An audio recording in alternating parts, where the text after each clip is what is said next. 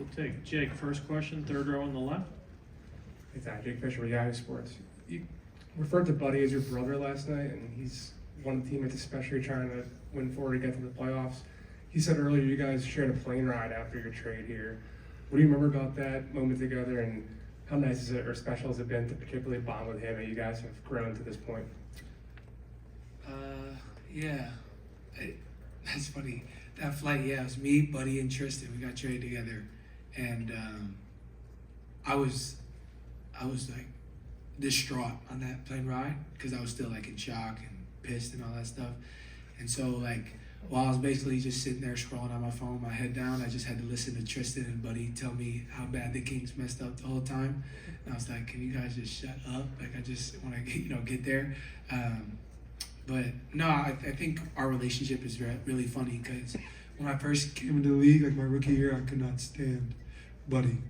Off the court, we loved each other, but I hated playing with him. And then we grew closer and got to know each other more, understood each other more on the floor, and that's grown our relationship a lot. And to still be with him and be teammates, he's the only guy I've been with since I walked in the NBA. And our relationship is really special, and I think everybody can see that. And it's important for me to win games with him and get to the playoffs. He's never been to the playoffs. I've never been to the playoffs, so it's important for both of us to do that. Dan, standing back left. Tyrese, Dan Wenke with the LA Times. You bonded with Austin Reeves this summer in Team USA. What was it about him that drew you to him and vice versa? And how fun do you think it'll be to be on this stage and match up with him at times throughout the game? Yeah, that's my boy. I love AR. We competed against each other in college. I couldn't stand him in college. But we got to be with each other at USA and grew a really good relationship. And, we've texted back and forth throughout the years, showing each other love. And just a guy I really rock with as a person and as a player. I think he's got a lot of game and gets a lot of love from the media and the basketball world for a good reason. So I'm excited to compete against him and excited to compete against the Lakers in general. Back row over here. Hey Tyrese, Sergio Andres, drafteados Spain.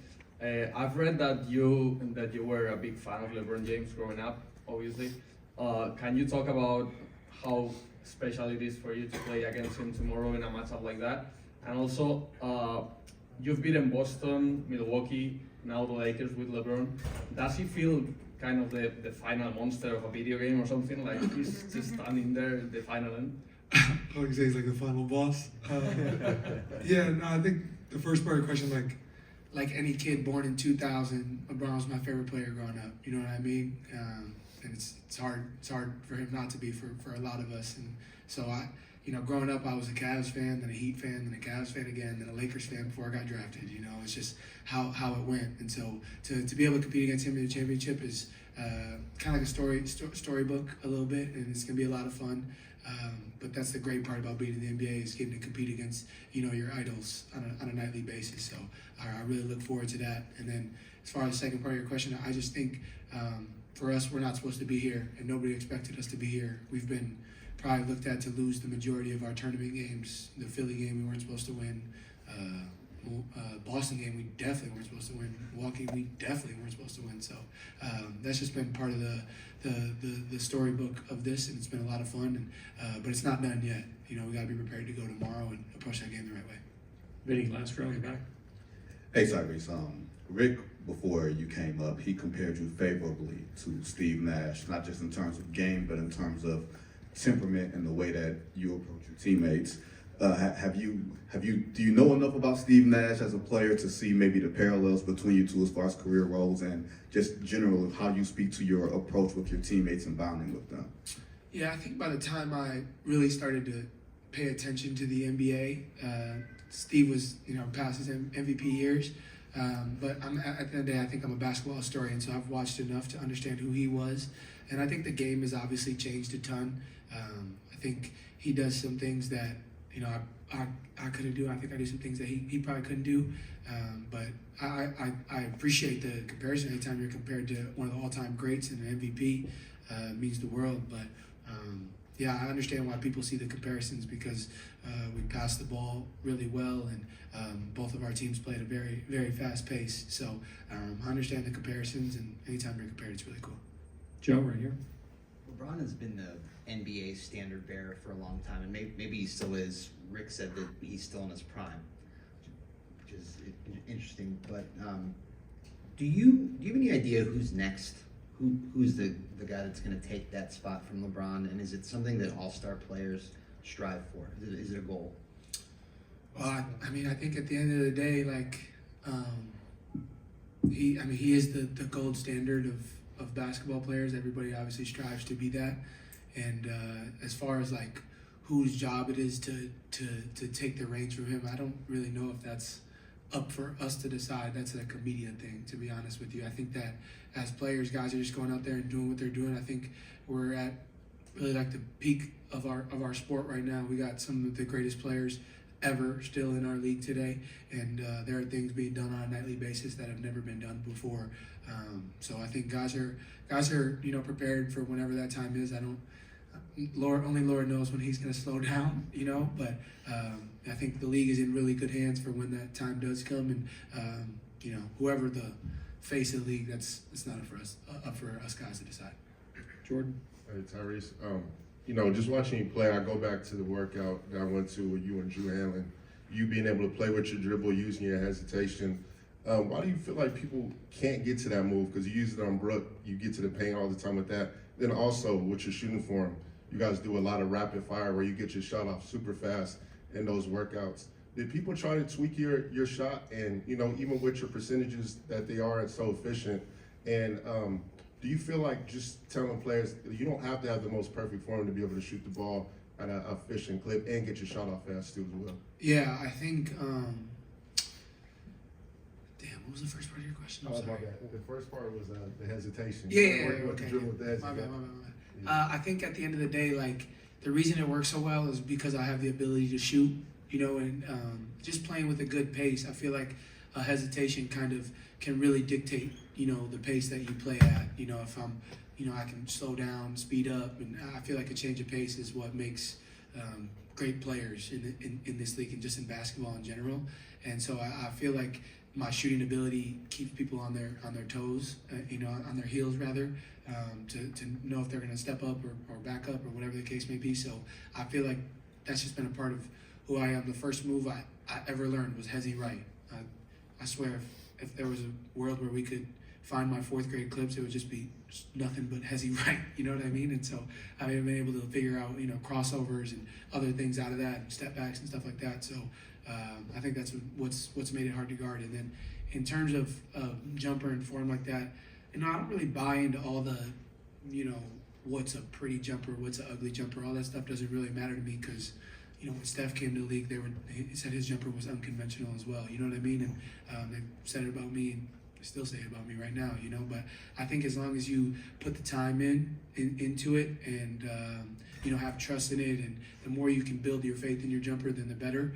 And I think that it's so overblown. It used to make me so mad, like during the draft when people were like, people are just gonna block his jumper. Well, this isn't a video game. Like, I don't just press square and dude just block it in my face. Like, I understand I gotta create separation and figure it out to get the jumper off. You know what I mean? So I think you just have to, figure out, and it's ultimately it's what works for you. Like, every player in the league, like, people see what Luka does on a nightly basis. Like, oh, he's too slow. Like, that's dumb. You know what I mean? I think there's many things like that go on with guys where this isn't gonna work, that's not gonna work, but you can't.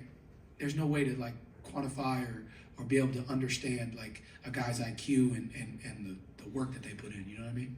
Yeah. Tomer in the middle. Tyrese, a lot of folks have looked at this season. You guys have been great so far. They said it's only been 25 games or so. What have been the keys to this sustainability for you, specifically as a turnover ratio? And then what are going to be the keys, especially as you guys progress, hopefully get into the playoffs and all that moving forward? Yeah, I mean, at the end of the day, it has only been how many 25 games or whatever. So I mean, I'm understanding that as well. It's not like I'm over here saying anything. I still got to, doing the same thing. I'm getting to the gym, lifting, shooting before, after, whatever, getting body work, all those things that are needed to, be sustainable throughout a season. But wait, what was the rest of the question? I'm sorry. What do you think it'll take? keep this sustained? Yeah. I think just approaching it the right way. I think as a young group, and as somebody who's never made the playoffs, I've always viewed the NBA as like looking so far ahead. Like, oh, if we can go, 10-5 in our next 15 or whatever. Like, I feel like that's a naive way to look at it. It's a young view of it. Like, I feel like you have to appreciate the process to get to where you're going. You know what I mean? And so it's approaching it one day at a time. So for me right now, it's, today's Friday.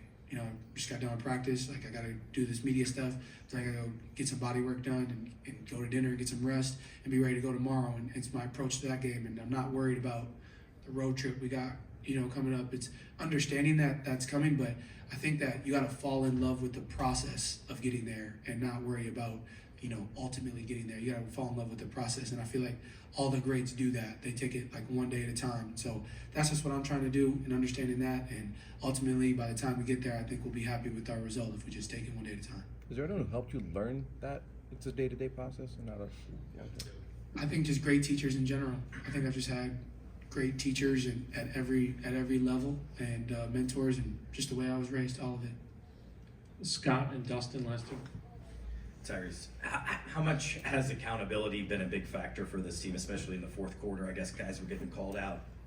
Second chance opportunities were huge, and you all rose to the moment last night.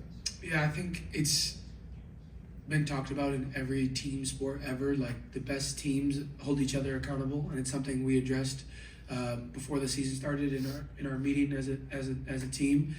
Just understanding that at the end of the day, nothing's personal, and the faster that we can address things and get over things, the better it will be for everybody. And I think that we have a group of guys that all have great relationships. Like, we're always like, yo, you want to go to dinner? Oh, I'm already going to dinner with so-and-so. Or, come with us. You know what I mean? And so I feel like that's helped a lot. We got a lot of young dudes who really get along, and the more that we can hold each other accountable on, things and get over it, the better it'll be. And I think that's reigned true for every high-level team in a team sport. Dustin, last one here in the front. I want to go back to what you said about the shot. I mean, obviously you haven't changed anything from a form perspective. What's made it more consistent this year? What's made you, you're shooting, I think, at higher volume, higher percentage, around 44, 45. What are the things that have taken a next step for you shooting-wise? The work. There ain't no secrets to it. Like, I've been working. Like, I think that, the people in my life, my trainer, Drew, and who I work with here at the Pacers, Isaac, like, they've just been on top of me to, get in the gym early, stay after, make sure I'm doing the right things. Like, there ain't no secret. I wish I could tell you there was a magic potion or something, but like, I'm just shooting the ball. Like, I'm just, spending more time working out, making things harder. Instead of going 7 for 10, it's 12 for 15.